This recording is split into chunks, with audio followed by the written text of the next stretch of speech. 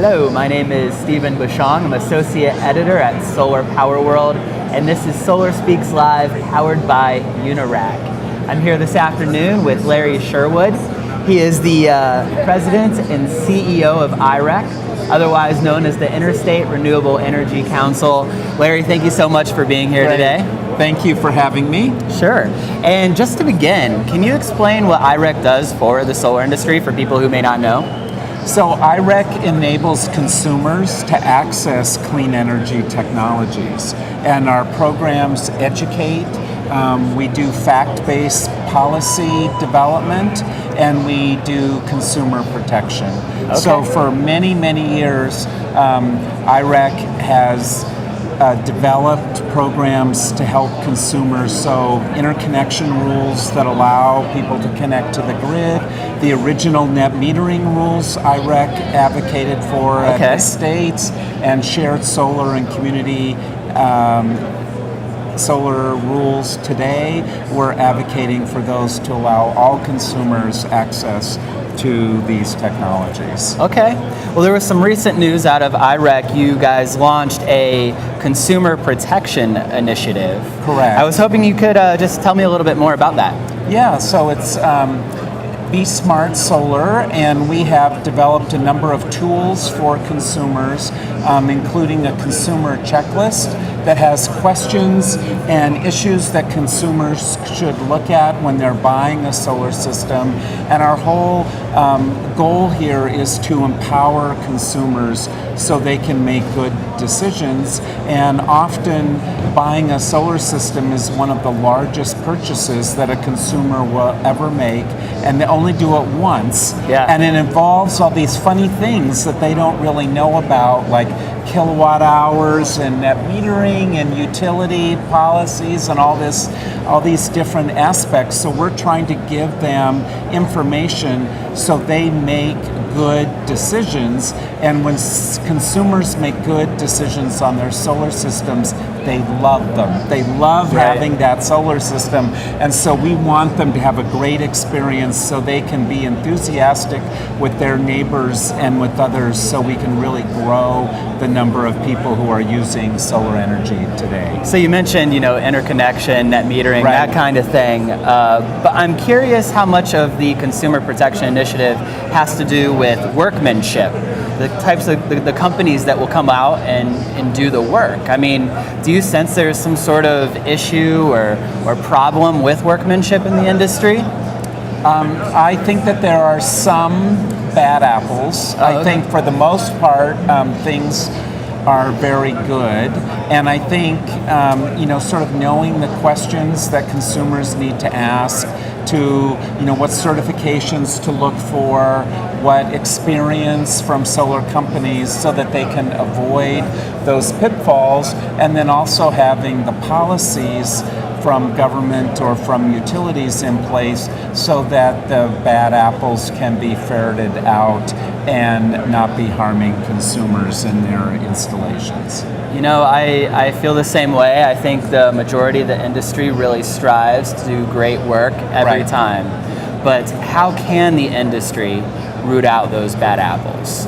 Well, one of the things that SEIA has done is SEIA has put together a code of ethics for their member companies, and it includes things about sales techniques, marketing, all those types of issues. And if somebody is not following those guidelines correctly, they can take sanctions against them, and they've signed agreeing to those requirements when they join SEIA. So obviously that doesn't help for companies that are not members of SEIA, but within SEIA you can do that, and then you can tell a customer, even if they're not a member of SEIA, are they abiding by this code of ethics? And are they agreeing to have outside people look at their procedures and make sure that what they're doing is on the up and up? Because I totally agree, huge majority of solar companies, they are doing the right thing, or at the minimum, they want to do the right thing, and they want to know how they do right by the consumer. Right. I want to ask, I know that you have some experience in small wind. Yes.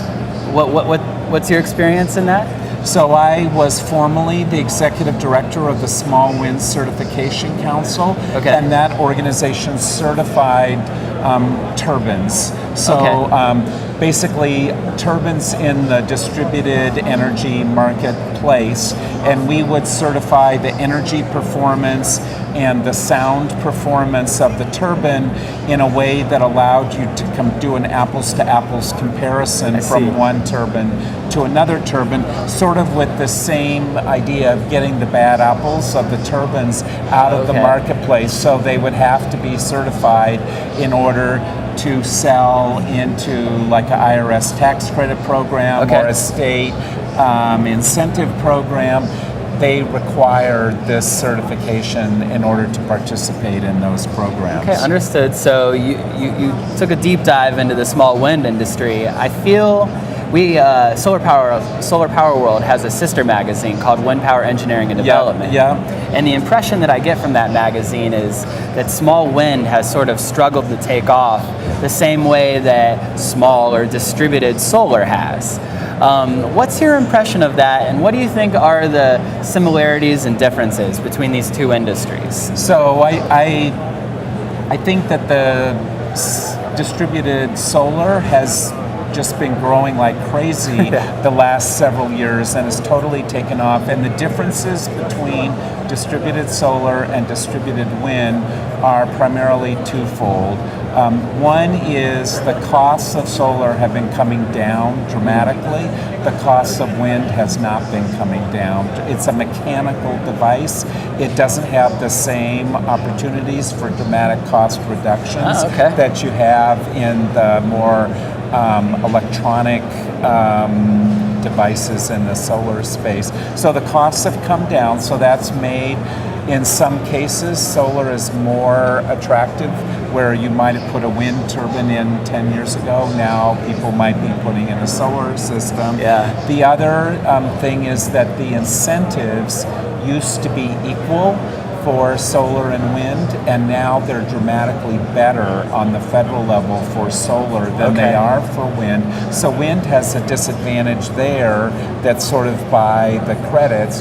But the wind market is definitely small, but I was talking with a wind manufacturer here on the floor earlier today, and they said that this year their turbine sales are very strong and they're growing. So, and I think you're going to find the wind turbines in more niche markets, clearly in really windy locations, often more rural locations, that type of place. So there definitely is a market for those wind turbines, but it definitely is smaller by a dramatic amount than the solar market. Right.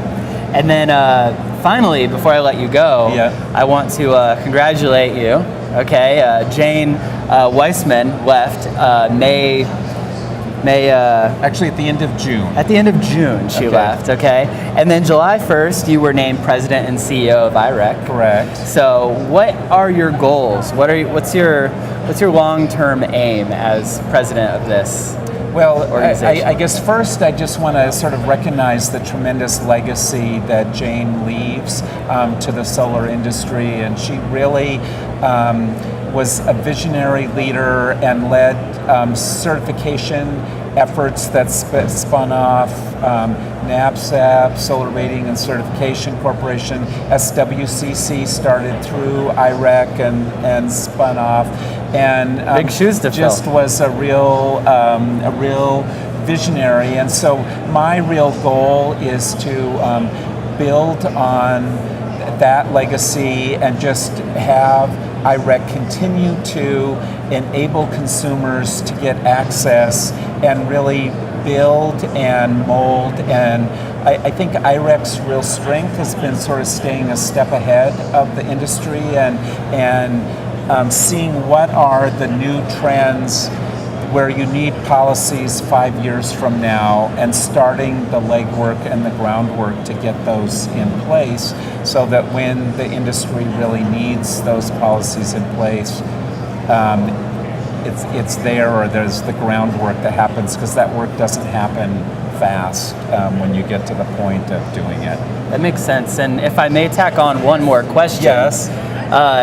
We talk a lot about the consumer and what Yes. IREC does for them. Our audience is a lot of solar contractors, working in the Right. residential or commercial space. How can they take advantage of what IREC does? So I think they do take advantage of what IREC does already, because the fact that there are rules that allow consumers to interconnect to the grid is a fundamental basis of their business. If those rules weren't in place, installers could not be installing solar systems. So there are foundational policy pieces that often happen in the background, in a back room, that people don't know about, but they are taking advantage today of many of IREC's policy work over the last 30 years. So all of these residential solar installers should be sending you guys thank you notes. Yeah. That's what it sounds like. And maybe even thank you checks There you as go. donations Okay. Thank you to checks. help us with the next generation of solar policies. Understood. That's going to help them 5 years from now. All right. Well, thank you so much, Larry. Great. Well, thank you. My name is Stephen Bushong. I'm associate editor at Solar Power World, and this has been Solar Speaks Live, powered by IREC. Thank you.